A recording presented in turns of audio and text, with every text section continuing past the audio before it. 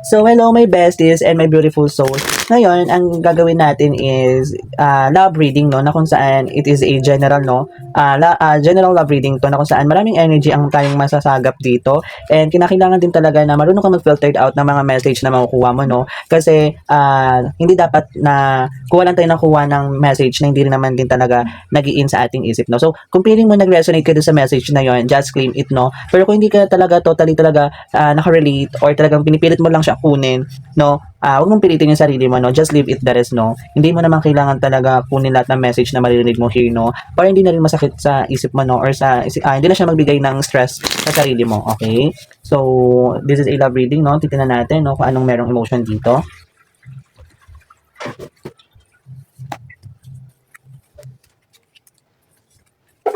So, anong merong emotion dito?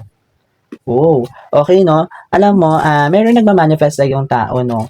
No, may nakita ko dito, maybe ikaw nagma-manifest ka, no? Sa tao, no? May makukuha kang justice ngayon. May malalaman ka, maybe it is positive or negative, no? And, Five of Swords, no? Maybe may nakita ko dito, isang tao, or maybe ikaw, nananakit yung ulo mo kakaisip sa tao na to, or siya, no? Nananakit ulo niya kakaisip sa'yo, no? Nakita ko, minamanifest ka ng taong to, okay? And bakit kaya nagkakaroon ng manifestation dito, no? So, titignan natin, may bestie, no? Kung bakit nagkakaroon ng manifestation dito. Bakit kaya itong taon to, minamanifest ka, bestie? Tignan natin, ha? Wala ko na 3 cards, okay? Para tingnan natin or maging malinaw sa atin kung ano ba yung mga dapat mong makuha na message. Bakit may manifestation dito, no?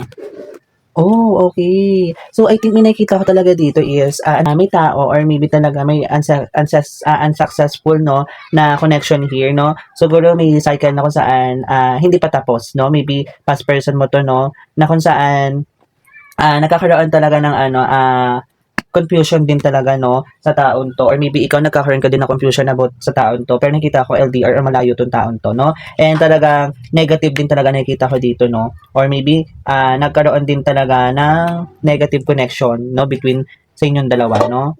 Ayan, okay, Page of Pentacles. May manifestation din talaga ako nakikita talaga dito, no. Ang sasabi dito, focus on your goals to bring great success. Laging may tao talaga nagma-manifest sa'yo from past yata to, no? Nakita ko from the past person mo. Minamanifest ka niya, no, talaga. And maybe may makukuha ka dito or maybe itong taon to ko-contact sa'yo, no? Or i-chat ka talaga, no? And next is Knight of Wands, no? So, itong taon to, mag-a-approach sa'yo talaga to, no? Or babalik din talaga siya sa'yo totally, no? To the point na nasasaktan siya, no? Pero hindi lang niya sinasabi na nasasaktan siya talaga sa mga nangyari, no? Or ina-hide niya rin talaga yung feelings, no?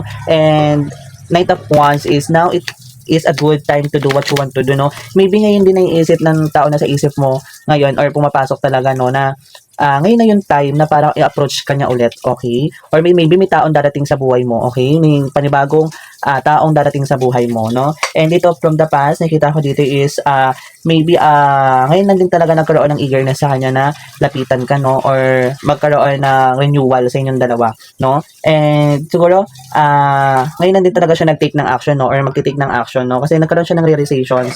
And nakita ko dito, nasasaktan siya pero hindi niya sinasabi sa'yo, no?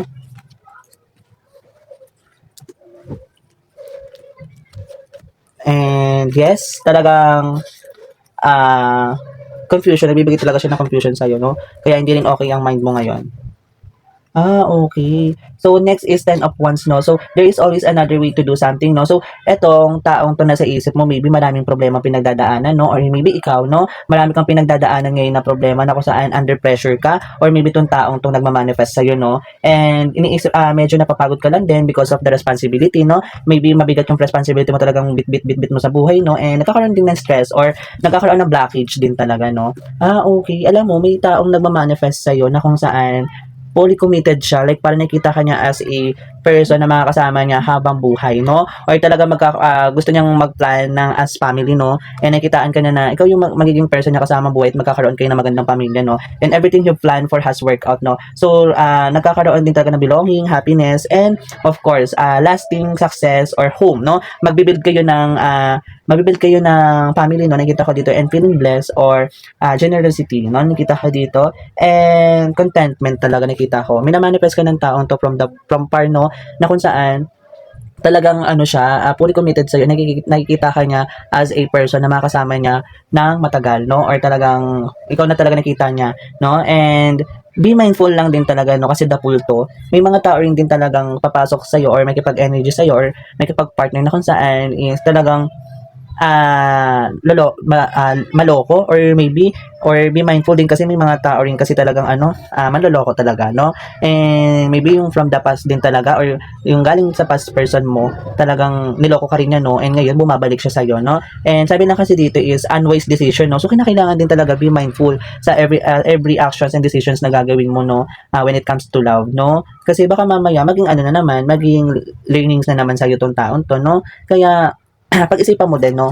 And sinasabi dito is Four of Swords, no? So, take time out and the answer will come, no? So, be patient lang din talaga, no? Or maybe kung ikaw ang nagmamanifest sa taon to, hintayin mo yung right time na kung saan talagang kakausapin ka rin naman ng person na nasa isip mo, no? Or magkukontak ka na, o kukontakin ka din naman niya kapag ready na tong taong to, no? Pwedeng ikaw or vice versa talaga, kinaano lang siya talaga, nag-rest lang din talaga siya, no? Ngayon, and nire-restore lang talaga niya yung sarili niya, no? Para sa panibagong cycle na gusto niyang makacycle, no? May nakita lang din talaga ako dito mga energy ng Sagittarius, Pisces, dito Libra, and also Cancer, no, nakita ko dito. And maybe may tao talagang nagmamanifest talaga nagmamanifest sa'yo from afar. So, ikaw nakakaalam niyan kung sino yan, no? And may tao rin talagang darating sa'yo, no? And yes, meron din talaga, no? Kasi Knight of Wands and King of Pentacles na to, no? Sinasabi to continue to solve issues in practical way, no? Be realistic lang din talaga, no? Sa buhay, no? And be good character din or i-maintain mo yon kung ano nakikita ng tao sa'yo, no? I-maintain mo lang yon and sinasabi lang dito, you are a good provider lang din talaga, no? Talagang mabait ka rin na tao. And the Empress, alam mo may taong na-impress sa'yo, no? Or you are the Empress nga, ikaw yung taong center of attraction, talagang pansinin din talaga ng iba, okay? And maybe, magkakaroon ng blessing, no? Nakita ko dito, may fertility ako nakita dito or talagang, ayan, nakita ko nga, no? May tao talagang darating sa'yo na minamanifest ka or may tao nagmamanifest sa'yo kasi for creating a small family or maybe talagang family rin talaga ang gusto niya na, no? Magkaroon na siya ng anak or and itong taon to, maybe settled na rin talaga to sa'yo no? Pag nakilala mo tong taong to. And of course, sabi dito is fertility, beauty, happiness, and nature, no? Pleasure and development and success talaga. Nakita ka nila, no? Pansinin ka na kung saan, alam mo yung kahit kunting kibot mo lang is napapansin ka, no? Kahit hindi ka magpapansin, no? Talagang pansinin kang tao, no? And yun nga lang, talagang makikita ka dito, may nagmamanifest sa'yo, no? Maybe past to or present to, no? Pero from afar siya, no? Maybe may mutual understanding ka or maybe may connection na rin talaga kayo nitong taong nasa isip mo, no?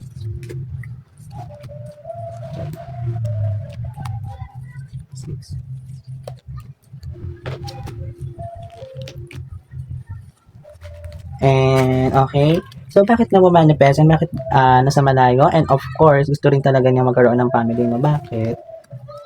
Okay, no? So, talaga nakita ko dito is Three of Cups, no? Maybe, involved din talaga sa third party ito, no? And talaga nagkaroon din ng realization to, no? Maybe talagang, itong taon to, ito yung taong, nasasaktan siya, no? Kapag nakita niyang, may ka-connection kang iba, no? Nakita ko dito, and sasabi dito is, loss of prestige, disloyalty lang din talaga, no? Or maybe ito rin yung taong, lumapit na sa'yo, na gusto mong makipag-connect and nireject mo, no? Or maybe ito yung taong nagloko sa'yo at in-involve ka sa third party. And maybe to is nagkaroon ng realization, no? Ay, ko pala yung gusto niya, parang gano'n, nakita ko dito. Betrayal din, no? Talaga nakita ko. And alam mo, kaya gusto ko niyang i-manifest at gusto niya bumalik kasi parang naging misfortune yung mga nangyari, no? Parang naging failed, no? So, nagkakaroon din ng regret sa taon to, no? And yun nga, nasasaktan siya talaga, no? Pero tinatago lang yung feelings niya, no? Maybe talagang updated din talaga sa'yo to, okay? And sinasabi dito is broken sequence, no? Maybe sa past din talaga to. Okay, nakikita ko, no? Kahit anong mangyari, yun at yun pa rin ang gagawin niya, no? Ang mag-manifest sa'yo, okay? And nakita ko dito is enjoy the results of your hard work, no? So, may nakita ko dito ng accomplishment, no? Or reward, no? Or satisfaction. Maybe may taon darating din talaga sa buhay mo na kung saan, ayun na talaga yung person na hinihintay mo, okay? May nakita nga ko ditong Cancer, Virgo, no? Nakita ko dito, no? Accomplishment and satisfaction, reward. Or kinakailangan mo lang din talaga mag-self-care, no? So, maybe nasa processing ka pa talaga, healing process, no? So, Queen of Wands, you can always call on your natural confidence, no? So, nakita ko dito yung pag-uugali mo, no? Or maybe itong taon to, no? Itong taon to, ipaglalaban ka rin talaga, no? ng tao na sa isip mo, and masayahin din siya, and yung passion niya rin talaga nakikita ko dito, no, and independence din to, no, so talagang paglalaban talaga niya, no, kung ano yung nararamdaman niya sa'yo. And seven of dito wands is there may be changes ahead, no, you can face them, so it is a competition or struggle din talaga, no, maybe itong taong gustong makipag-connect sa'yo, maybe mayroon pa siyang kapartner ngayon, or talagang kung tinitipong nata-traffic pa siya, no, hindi pa talaga siya hindi pa siya mabagal yung niya, progress niya, kasi maybe talaga may struggles pa 'tong nararanasan 'tong taong 'to. Pero malapit mo na rin talaga siyang maka-connect, no, nakikita ko dito. And King of Cups, no, so sinasabi dito, support yourself before you can support others, no. So always be mindful lang din talaga, or i-intact mo sa sarili mo na bago mo isipin yung iba, isipin mo muna yung sarili mo, no. No, hindi naman siya pagiging selfish, pero yun talaga yung sinasabi, no, na lagi mong iisipin yung sarili mo, no. And be balance lang din talaga, no, nakikita ko dito. And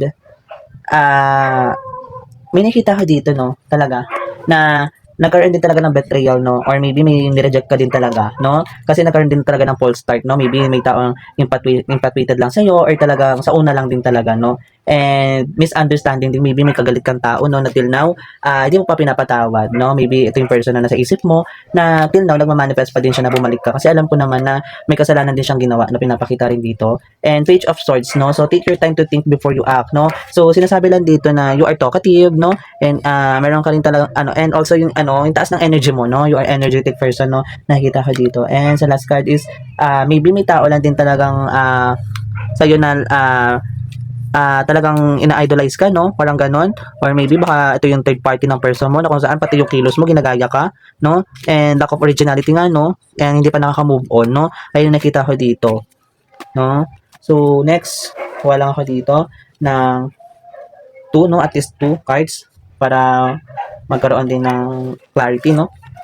So bakit meron King of Cups and Ace of Wands here, no? So kasi ang pinapakita dito is a Eight of Wands, no? And it is a sign of Sagittarius, no? So take action on your ideas. Life is moving ahead, no? So magiging mabilis talaga, no? Naging mabilis lang din yung cycle na to. Okay, maybe itong taong to na size mo, no? And meron lang din quick decisions, no? Or maybe may magpaparamdam din talagang na tao sa'yo, no? Na talagang aamin din talaga or magko-confess, no? So maybe ito nga yun, pinag-iisipan mo siya, no? Kung ano bang bibigyan mong sagot, no? Kung anong sasagot mo sa kanya. And be boldness lang din talaga, no, sa mga bagay-bagay. Be open lang, no? And may change din talagang naghihintay sa'yo, no? And next is ayan, sinabi na rin, no? Here is Four of Cups na nakon dito is sinasabi new approaches, no, to all problems, no? Maybe may mag-approach sa'yo came from the past, or maybe may marireceive ka rin talaga, no, sa mga taong gusto maka-connect na gustong connect sa journey ng ng live mo, no? And nakita ko dito is possibilities, no, new events and possibilities, no, talaga magkakaroon ka rin talaga ng new beginning, no.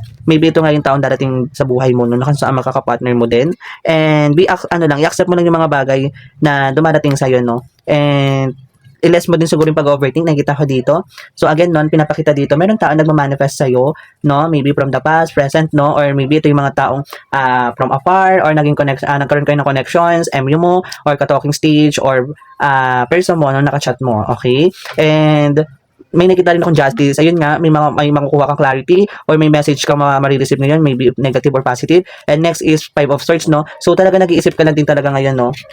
Nakikita ko ngayon, may pinag-iisipan ka, or pinag-iisipan mo yung decisions na gagawin mo talaga, no? Kasi medyo naguguluhan ka din ngayon, no? And next, the last card is sasabi dito is Eight of Pentacles, no? And find work-life balance to protect your creativity, no? Or maybe talaga sinasabi rin dito ng universe na subukan mo yung mga bagay hindi mo pa sinusubukan, no? Or try mo yung sarili mong maging abala ngayon, no?